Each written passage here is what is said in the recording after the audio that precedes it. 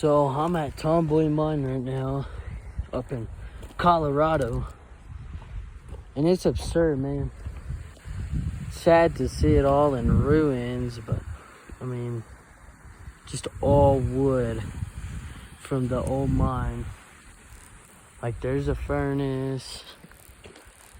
I have no idea what this is. A bunch of rope, cable, all this other stuff. I mean, they harvest or mined $2 million worth of ore here, and used to have a school, boarding house, all this other stuff. I mean, it's absurd.